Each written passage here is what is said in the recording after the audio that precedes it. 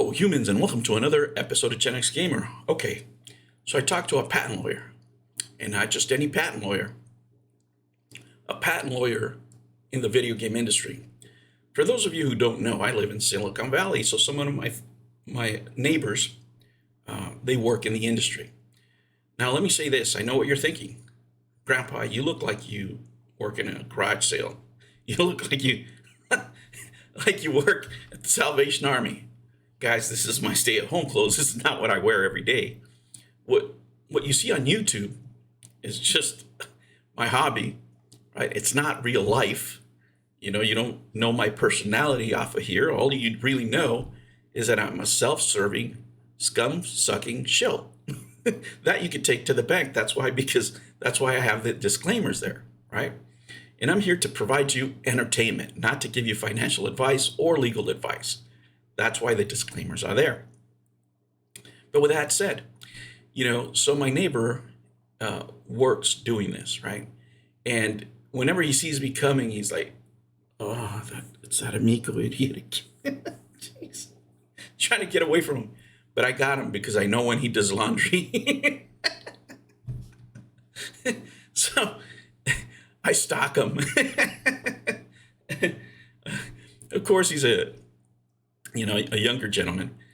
But anyway, every time I talk to him, and you guys might think that I'm pretty knowledgeable about this and that and the other, but let me tell you, a man has to know his limitations. And whenever I talk to industry professionals and I ask my questions, I do get that look. Either this guy is making it up with the stories that I'm telling him, or this guy's an idiot. And even the questions that I pose after they tell me what really could or would happen, then I see how ridiculous my questions were.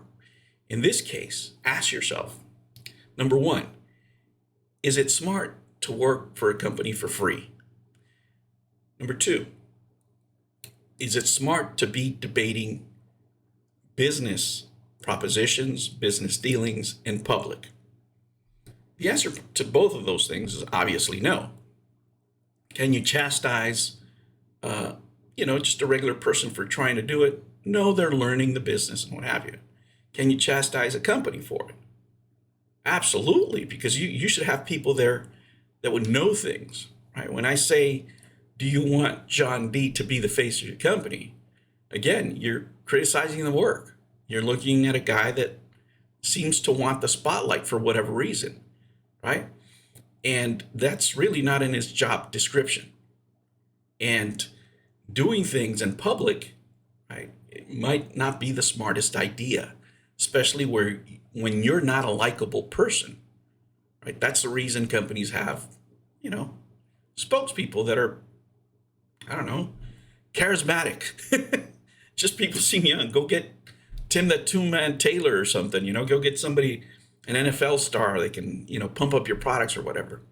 But when it comes to this, I can tell you what I would do. I would not be debating my business on YouTube at all, especially when there's an NDA, right? Well, let's get to the meat of the argument here. So when I told him what my view, right, is of the situation, of the facts that I know, the first question he asked me, he said, "What does the contract say?" Well, I don't know what the contract between Arcade 1-Up and Disney and, whoever, but I know there isn't a contract between these two parties that are arguing on the internet. Again, you can forgive somebody who's a fan, right? Somebody who's a fan that's trying to do things for the community, this and that and the other. Okay, but once you open your own business and you're doing business, it's a completely different set of rules, right? Now we have two businesses in conflict. And if I was this kind of business, would I be, debating my business online? No, I would not, right? I would consult and get professional help, legal help. And then based on that, I would hold meetings in private so we can hammer out a contract or an agreement, whatever it may be. And you would think a larger company like Arcade 1-Up would know the same thing, right? These are the questions that the lawyer asked me. He said, forget about them. Let's talk about you. If you, right, were out there, would you work for free without a contract? No, no, absolutely not. People feel uncomfortable with contracts, especially if you're a fan, guys. But remember, when you're dealing with companies, for them, it's business.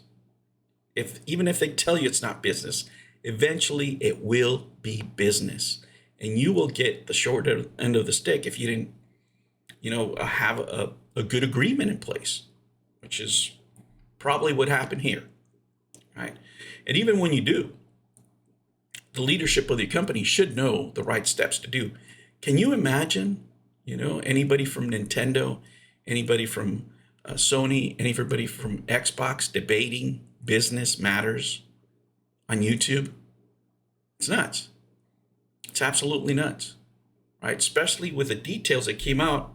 Now, Tony made his video. It's like a 42-minute video. I'll link it down below, and he put some of the things that are being reported, to be said, right? And since there's no verification method for this, because this is just really what people told him, and we either have to believe him or not. But let's just, for the sake of argument, say that everything is true, right? It seems like Glenn is comfortable with some of the things that were said, right? So let's just say that most of it is true, okay? So with that said, John D wants to come on and talk about it, right? So I have to figure if they feel comfortable talking with Tony about what he said, probably most of it is true, right? Now, do you want these things as a company out there? No. Now, can some of those things be verified when these two people meet? Yes. But you have legal ramifications to the things that you say as companies. Now, Glenn may be a nice man, right? But he's running a business too, right? So there's the personal and the business. If you don't have a contract in place or an agreement, those are real easy to mix. So what can we learn from this? Never work for free, number one. Even if you want to work for free, if that's your choice, you should have some sort of agreement that clearly lines out, what you're able to do and what you're not able to do. As a company, right? And you can forgive Glenn for being naive in business because he's new, because he's trying to do something, whatever. Okay. He doesn't have the resources to have a legal team, a PR team, and all these things. But Arcade 1Up does. Arcade 1Up does, right?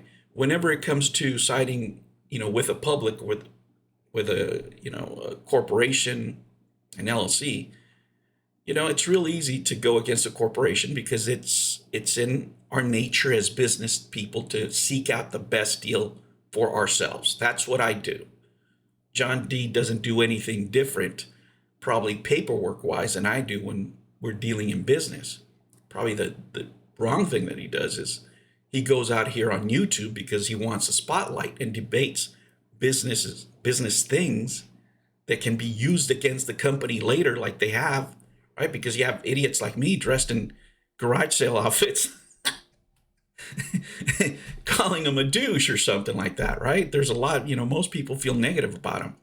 So like I said, is that the face that Arcade 1Up wants out there? Number one, and you can get a lot of NFLers, a lot of YouTubers to be the face of your company that are a lot more charismatic and can prepare statements by your legal and PR team and all that stuff, right? So this is like unnecessary madness. So him speaking and debating people on YouTube is probably not the best thing for the company. I don't know how much power he has out there. Some people are like Jerry Jones. They need the shine, they need the spotlight, but then they find themselves putting their foot in their mouth constantly and giving their legal teams, and PR teams nightmares afterwards. Then they have to go on suspension and all this other stuff, right? So guys, what's the moral of the story here? What can you learn? Number one, never give your time away for free. Number two, have an agreement, clearly detailed, so you can take that to your lawyer. Because I couldn't really ask any questions of this guy because anything I could say could just be made up. It could be made up by, whoever's involved in this. They see it one way and that's all they say. The other person sees it another way. That's all they say. So without reading a contract, what is your lawyer going to do? Without reading an agreement, what is your lawyer going to do? As these two people are involved in businesses and you're dealing with a major entity like Disney, where they might have patents on this stuff, do you really want to put yourself on record out there saying A, B, or C that can be used against you in a court of law afterwards? No, that's probably the dumbest shit you can do. I would never do it. You don't see me talking about my business here at all.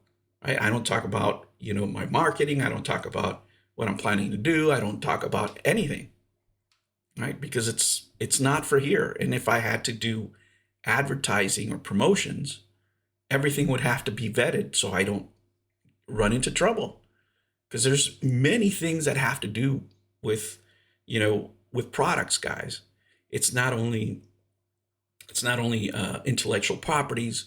You're talking about liability. You're talking about problems that can be caused in different in different markets. You're giving away your competitors your information. I mean, there's so many things that are involved, guys, and that's why you really do need professional help when you get into these matters. Now, if they go ahead and debate this in a public forum, I mean, it's going to be entertaining for sure. For sure, it's going to be entertaining. Is it going to be the best for both parties, though? I don't think so, especially because they don't have a contract. And that should be the lesson for you. Never do anything for free and always have a contract. All right, guys, I will catch you on the next one. Take care. New videos every week. Make sure you don't miss out and subscribe.